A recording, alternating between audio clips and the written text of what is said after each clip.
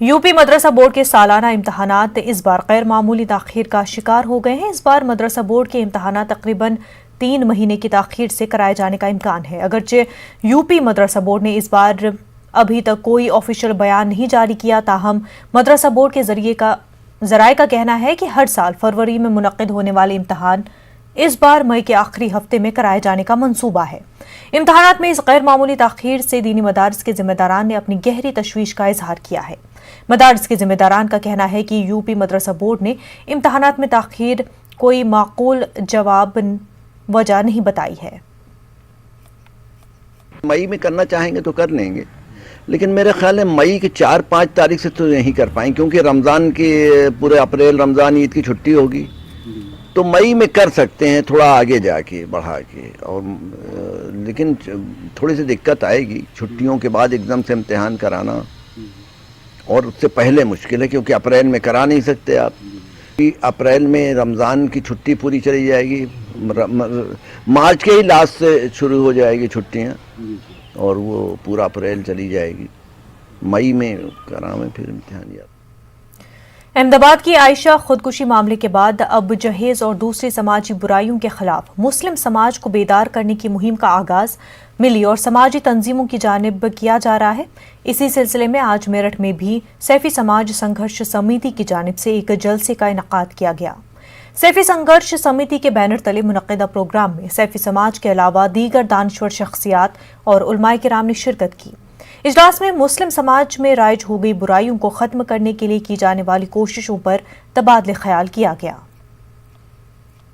के अंदर एक नया मैसेज देने के लिए हम लोग जो दहेज को लेके बहुत ज्यादा लोगों में बिगाड़ पैदा हो रहा है, उसको लेके भी चर्चा चल रही है। कारी या मौलाना निकाह नहीं पढ़ा रहे, जहाँ डीजे बज रहे हैं या मामला ज्यादा खराब हो रहे हैं, तो हमारी उलमाओं से यही अपील है, ये काम हम तो नहीं कर सकते, हमारे उलमा कर सकते हैं कि वो अपील करें, जहाँ भी गाने बाजे हों वहाँ पे निकाह ना पढ़ाएं। और मकसद इसका ये है कि समाज में जो बुराइयां पैदा हो रही हैं, उन बुराइयों से समाज को कैसे बचाया जा सकता है।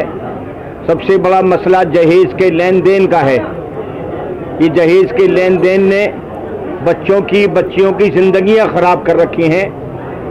जवानी बच्चियों की अपने घरों में गुजर रही हैं, उनके शादी नहीं हो पा रही जहेज की लानत की वजह से। आज ये लानत जो है, इसमें सब लोग गिरफ्तार हैं। लिहाजा ये पूरे समाज को यहाँ इसकी रहनुमाई की जा रही है कि किस तरह से हम इन समाजी बुराइयों से अपने सैफी समाज को बचाएं, दूसरे तमाम मुस्लिम लोगों को बचाएं। मुसलमानों के अंदर से ये लानत खत्म होनी चाहिए। एजुकेशन के मामले में इंतहाई दर्जे के पिछड़े हुए लोग हैं हम। इसी माध्यम से हम ये चाहते हैं कि एजुकेशन में हम भी और हमारी बच्चियाँ भी आगे बढ़ें। आपस के अंदर इत्तेफाक और मोहब्बत का मामला हो। हम इस मुल्क की जिस तरह खिदमत करते चले आए हैं, हम इस मुल्क के सच्चे खादिम बने। हम इस मुल्क के अंदर भाईचारे के पैगाम को पहुंचाएं, आपस में एक दूसरे के साथ प्यार और मोहब्बत को बांटें। ये है असल मकसद यहाँ पर बैठने का और ये सारी इस वक्त में ये इजलास बुलाने का। इस सिलसिले में तमाम उलमा की मीटिंग बुलाई जाएगी और फैसला किया जाएगा। एक बहुत बड़ा मसला है, खाली ऐसे ही नहीं है खाली बयान दे देने से काम चलेगा। अमली तौर पर इस पर होली के त्यौहार में अवामी लोगों को मस्ती करते आपने बहुत बार देखा होगा, लेकिन जिले के नज़्म नस्क को बेहतर करने वाले आला अफसरान मस्ती में झूमते नजर आते हैं तो हर कोई इससे लुत्फ अंदोज होता है। अलीगढ़ में होली का त्यौहार पुरसुकून माहौल में गुजरने के बाद जिले के पुलिस और आला अफसरान ने भी चैन की सांस ली, जिसके बाद आज अलीगढ़ के पुलिस लाइन में जबरदस्त होली खेली गई, जहाँ SSP कलांधी ने पुलिस अफसरान को रंग लगाकर मुबारकबाद पेश की। वहीं SP सिटी कुलदीप सिंह और SP देहात शुभम पटेल की क़यादत में सभी सर्कल ऑफिसर और दीगर अफसरान ने जमकर होली खेली और नगमों पर डांस करते भी नजर आए।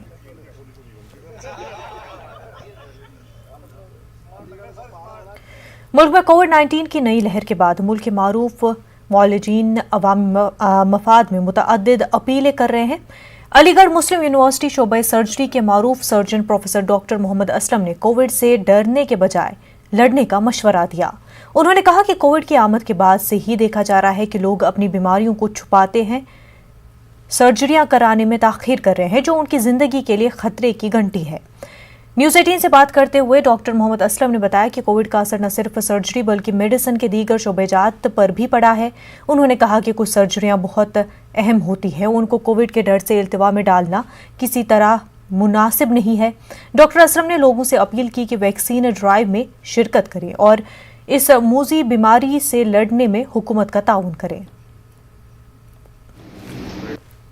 मैसेज ये है कि जो लोग कोविड से डरते हैं और वो फियरफुल न रहें, इसलिए कि कोविड टाइम्स में भी सर्जरी हुई है। कोविड अब काफ़ी कम हो गया है, वैक्सीन सब अवेलेबल हैं, तो वैक्सीनेशन ड्राइव में पार्टिसिपेट करें, वैक्सीन्स लगवाएं, कोविड से फाइट करें। और अगर कोई प्रॉब्लम्स हैं तो जैसा कि लोग उनको छुपाने लगते हैं और वो सामने जाहिर नहीं होती, तो उससे मर्ज सिर्फ बढ़ता है। तो उस मर्ज़ को बढ़ने से रोकना है और हमको अपने आप को सर्जरी के लिए प्रेजेंट करना है। कुछ लोगों को मैंने खुद ऑब्ज़र्व किया है कि बेइंतहा फियर में है। फियरफुल नहीं होना है, उसका डट के मुकाबला करना है और अपनी बीमारी को छुपाने की बजाय उनको सामने आना है और डॉक्टर से मशवरा करना है। और अगर वो डॉक्टर समझते हैं कि उनका ट्रीटमेंट की प्रायोरिटी क्या है और सर्जरी की प्रायोरिटी क्या है, उसके मुताबिक उनके मशवरे पर अमल करें और सर्जरी कराएं। ये बिल्कुल सेफ़ है, इसमें कोई भी दिक्कत नहीं है। इसके अलावा सर्जरी में मेन तौर पर आम तौर पर होता है कि लोगों को पेन होता है, काफ़ी दर्द होता है। उस दर्द को ना रोकें, उस दर्द को बर्दाश्त ना करें। दर्द एक तरह का वार्निंग सिम्टम है कि कहीं कुछ रॉन्ग है हमारी बॉडी में। तो उस पेन को हमें ट्रीट करना है, उसकी वजह को ट्रीट करना है और हमको पेन से नहीं डरना है, ना ही कोविड से डरना है। यही मेरा मैसेज है, यही मेरा पैगाम है। कानपुर कल्याणपुर थाना इलाके के एक कोचिंग सेंटर में एक तालिब इल्म पढ़ाई कर रहा था, लेकिन कुछ दिनों कबल कोचिंग में झगड़ा हो गया, जिसके बाद से उसने कोचिंग जाना बंद कर दिया। लेकिन उसके बाद वहां की एक खातून टीचर ने तालिब इल्म को वहां से निकलते वक्त बुलाया और कुछ लोगों के साथ मिलकर उसकी पिटाई की और उसके घर वालों को फ़ोन करते बताया कि वो उसे ले जाए। तालिब इल्म ने घर वालों से इस बात को छुपाया, लेकिन कुछ दिनों बाद उसे दर्द हुआ तो उसने अपनी माँ से सारी बातें बताई। इसके बाद माँ अपने बेटे को लेकर जब टीचर से उसकी शिकायत करने पहुंची तो उसकी माँ के सामने खातून टीचर ने एक दीगर टीचर के साथ मारपीट शुरू कर दी। इस दौरान नीरज नामी टीचर ने तालिब इल्म की गर्दन पर चाकू से हमला कर दिया, जिसके नतीजे में तालिब इल्म शदीद जख्मी हो गया। पुलिस ने इस मामले में टीचर के खिलाफ केस दर्ज कर लिया है और पूरे मामले की जांच जारी है। और वहाँ मतलब कुछ खराबी होने की वजह से, और क्योंकि मैडम के यहाँ उतनी मान्यता नहीं है, तो हमने बच्चों को अपना निकाल लिया था। और निकालने के बाद फिर उसके बाद किसी मतलब क्लास में बच्चे से झगड़ा हुई होने के बाद क्या कहते हैं, फिर 20 तारीख को फिर मैम ने अपने स्कूल के सारे बच्चों को लेकर और इसको आधे रास्ते पे घेर कर पकड़ कर अपने स्कूल में ले गई। ले जाने के बाद फिर इसको बहुत मतलब लात जूते चप्पलों से खूब मारा। इसको मारने के बाद फिर हमको फ़ोन किया कि आप अपने बच्चों को ले जाइए, लेकिन इन्होंने हमको पूरी बात नहीं बताई। इन्होंने बताया कि हमने सिर्फ 2 थप्पड़ मारा। हमने भी कोई बात नहीं, 2 बड़े हैं, बड़े होने के नाते इन्होंने 2 थप्पड़ मारा। मारने के बाद फिर ये अपने नानी के यहाँ रहता था, तो ये कल आया। आने के बाद इससे पूछा गया कि इसके बहुत पेट में दर्द हो रहा था। इससे पूछा कि आपके पेट में दर्द क्यों हो रहा है, तो इन्होंने बताया कि क्या कहते हैं ना, उस दिन मैम ने हमको लातों से मारा। हमने कहा उस दिन आपने क्यों नहीं बताया हमको, तो ये बताता मैम ने हमको धमकी दे रखी थी, अगर तुमने अगर बताया या कुछ भी ये किया तुमको हम अभी तक कम मारा है, उसके बाद हम नानकारी से तुमको उठवा देंगे और तुमको हम जान से मार डालेंगे।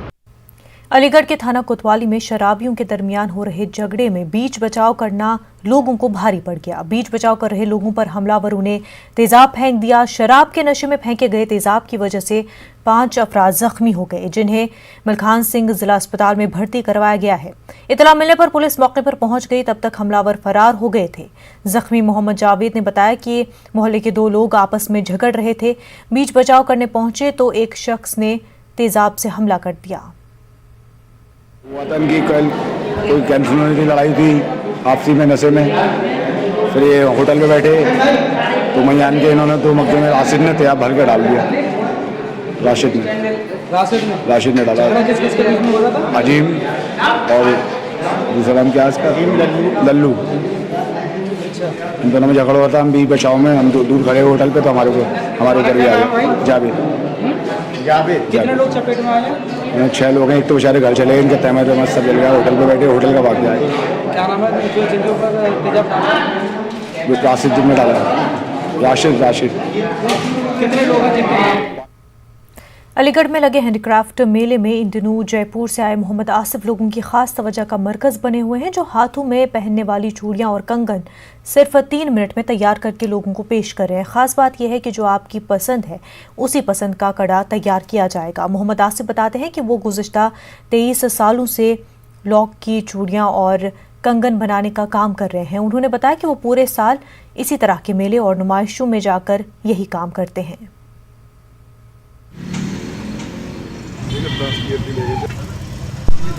लाख की चूड़ियाँ मैं बना रहा हूँ, तो इसमें काफ़ी प्रिंट बनते हैं। जैसा शेप चाहते हैं वैसे हम लोग बना के दे देते हैं। कस्टमर जो भी बोलता है उसको हाथों हाथ 3 मिनट में नॉर्मल बैंगल बनाते हैं। नॉर्मल बैंगल्स होता है वो 3 मिनट बनाते हैं, और बाकी डिज़ाइन के हिसाब से 8 मिनट होते हैं, 10 मिनट होते हैं, 15 मिनट होते हैं, वो बनता रहता है। अच्छा, कितना समय हो गया आपको? कब तक कहाँ आपने? सर मैं ऑल इंडिया पूरे भ्रमण पे रहता हूँ, गवर्नमेंट एग्जीबिशन करता हूँ, वो भारत सरकार, वो वस्त्र मंत्रालय, हैंडीक्राफ्ट डिपार्टमेंट वगैरह के प्रोग्राम करता हूँ मैं, और पूरे इंडिया का भ्रमण रहता है। जहाँ गवर्नमेंट बुलाती है वहाँ पार्टिसिपेट कर लेता हूँ, और ये 32 साल का अनुभव है। ये मेरे डिज़ाइन है। कितने प्रकार के कंगन तैयार करते हैं? सर मैं बहुत प्रकार के डिज़ाइन करता हूँ, बहुत प्रकार के डिज़ाइन के वाले कंगन में बना देता हूँ। जैसे आप पेपर पे स्केच करके देते हैं तो मैं उसको बनाने की पूरी कोशिश करता हूँ कि ये सब एंगल्स तैयार हो जाए। मैचिंग भी आपकी होती है, डिज़ाइन भी आपके होते हैं। जो नॉर्मल बैंगल्स होता है 3 मिनट में बना देता हूँ, बाकी डिज़ाइन के हिसाब से होता है 5 मिनट, 10 मिनट, 8 मिनट, ऐसा बनता है सर। गाजियाबाद के टीलामोड़ थाने इलाके में एक सनसनीखेज मामला पेश आया, जहां एक स्कूटी सवार शख्स को लिफ्ट देना महंगा पड़ गया। लिफ्ट लेने वाले शख्स ने स्कूटी सवार शख्स को गोली मार दी। शदीद जख्मी हालत में मज़कूरा शख्स को नज़दीकी अस्पताल में दाखिल कराया गया, जहां वो जिंदगी और मौत की कशमकश में मुब्तला है। वाक़े के बाद पुलिस मौके पर पहुंची और पूरे मामले की तहक़ीक़ात कर रही है। पुलिस CCTV कैमरे को भी खंगाल रही है।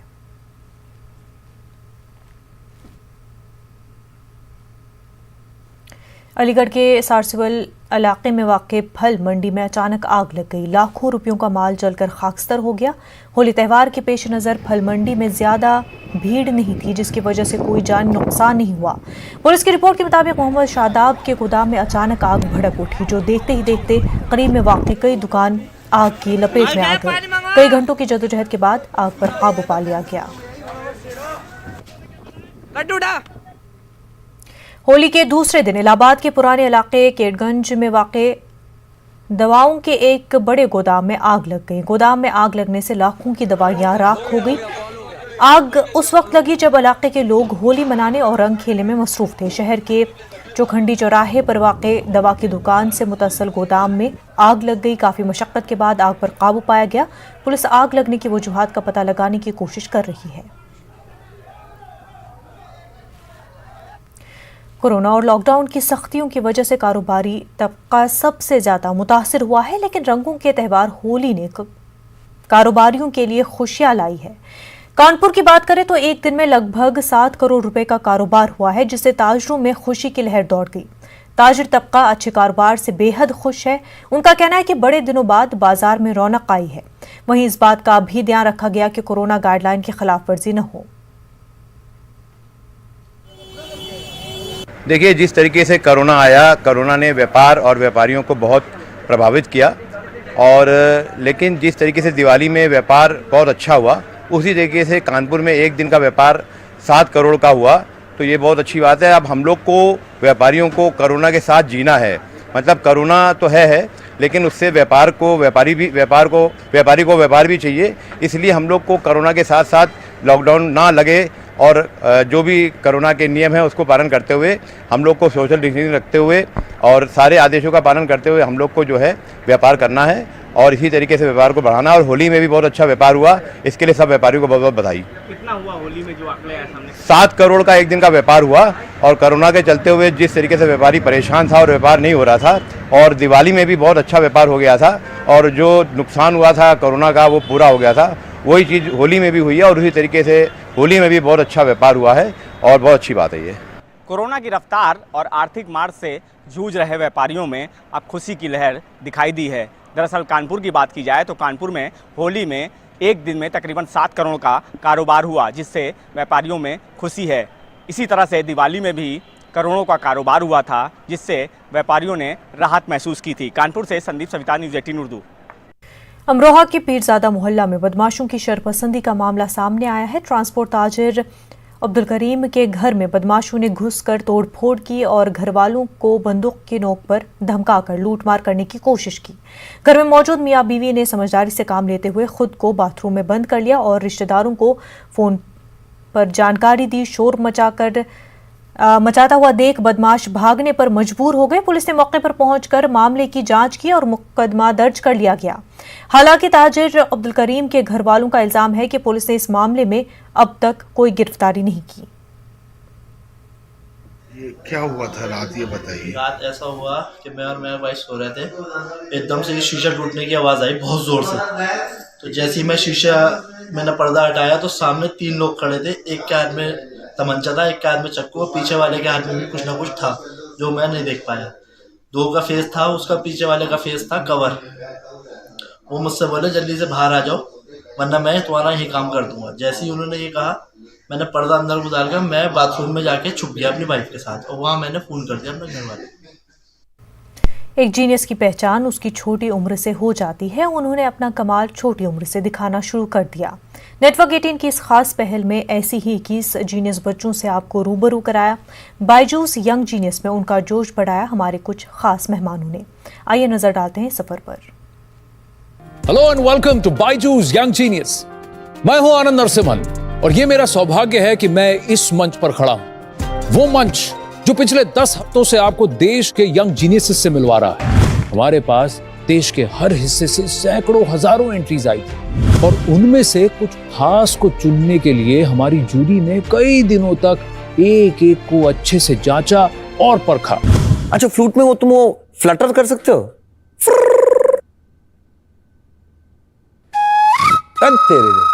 कान्हा, तुमने माखन खाया? पक्का? झूठ। इधर आओ। ये हांडी किसने तोड़ी? उसने तोड़ी, तुमने कुछ नहीं किया। हाँ? और ये हाथ पे क्या लगा हुआ है इतना सारा माखन? उसने लगाया। होली है आज, माखन की होली है। मैं करके दिखाती हूँ, वो आप करके दिखाओ। अब अच्छा, अब पूजा कुछ करके दिखाई वो आप।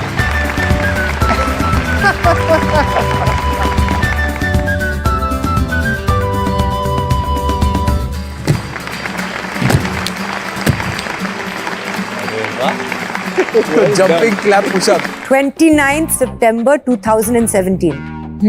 Friday. How do you know that? How is that possible? Genius, young genius. वक्त हो गया एक छोटे से ब्रेक का।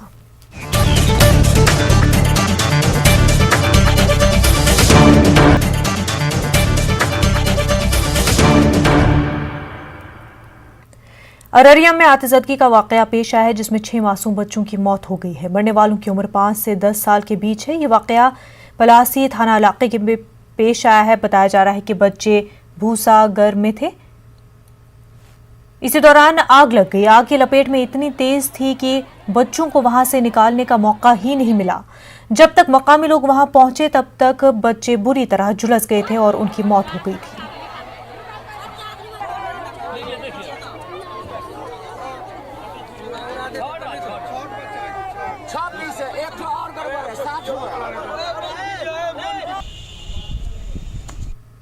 हम लोग तो यहाँ पंचायती के सिलसिले में आए हुए थे, इसी गांव में बगल में बैठे हुए थे। तुरंत पता चला जैसे कि जो है यहाँ आग लग गई है। दौड़ करके हम सभी लोग आए तो यहाँ पानी का चापाकल से व्यवस्था किया गया। तब तक जो है प्रशासन को भी फ़ोन किया गया, वहाँ से दमकल भी आई। इस बीच में आग पर थोड़ा काबू पाने के बाद पता चला कि इसमें बच्चा भी फंसा हुआ है। जिस तरह से बच्चा को निकाला गया और इसमें 4 बच्चा एक साथ निकाला गया, पता चला कि और बच्चे इसमें फंसे हुए हैं।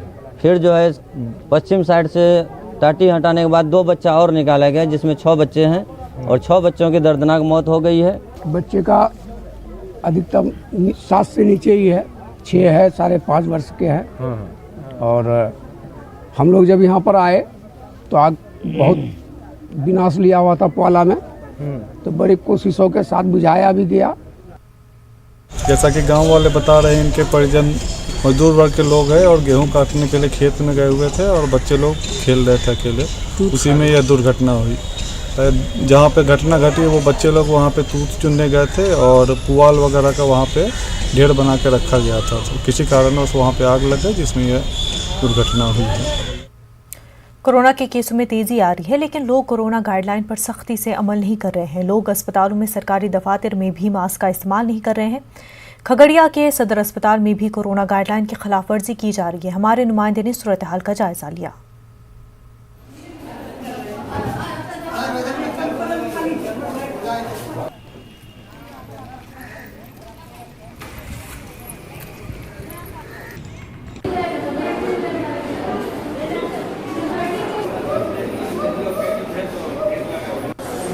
कोरोना संक्रमण को रोकने को लेकर के बिहार सरकार और केंद्र सरकार ने कई गाइडलाइन जारी किया है, जिसमें सोशल डिस्टेंसिंग और मास्क की अनिवार्यता को लागू किया है। इस समय हम खड़े हैं खगड़िया के सदर अस्पताल में, जहां पर देख सकते हैं कि जो सदर अस्पताल की जो दीवारें हैं वहां पर कोरोना वैक्सीन को लेकर के तरह तरह का स्लोगन दिया गया है, कोरोना से बचने को लेकर के तरह तरह का स्लोगन दिया गया है। लेकिन रियलिटी देखिए आप कि जो लोग यहाँ पर पहुँचते हैं वो मास्क का प्रयोग नहीं कर रहे हैं। यहाँ पर या जो खगड़िया का सदर अस्पताल है, पूरे ज़िले के लोग यहाँ पर इलाज करने के लिए पहुँचते हैं, लेकिन लापरवाही आप साफ तौर पर देख सकते हैं कि जो लोग यहाँ हॉस्पिटल पहुँच रहे हैं वो मास्क का प्रयोग नहीं कर रहे हैं और कहीं ना कहीं ये कोरोना को जो है सो वो दावत दे रहे हैं। पूछते हैं, अच्छा बताइए आपकी कि मास्क क्यों नहीं पहन रहे?